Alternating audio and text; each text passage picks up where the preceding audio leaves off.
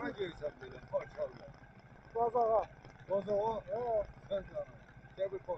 Yok çok soğuk. Vakti 24 saate kulağım. Sen kastak geliyorsun. Yok geleceğim. Ha? Geleceğim. Gelirsin. 24 saate bir Ha o kara oldu. Gelende koydum kulağımı. Bunu gördün mü? Ben korktum. Yok teşekkür ederim. Bir qazağa deyip başqa qayıtmalıyam. 24 Sen saat. bilirsən Aksu'dan düşersən. Yok buradan birbaşa şeydi. Ağdaş'a falan da gitmeliyim. Orada Şerif Qəbələ gidersin. yok. Ağdaş'tan şimdi geçirler. Oradan Yozlağa stansiyonu geçirler. Ay sağ ol. Sen Şerif Göyçay gitmez. Ha ben gedirəm. Şamaxın keçərsən, böyük quruq olacaq Şamaxıdan sonra. Tanıyıram Oradan sola. Təzə yol.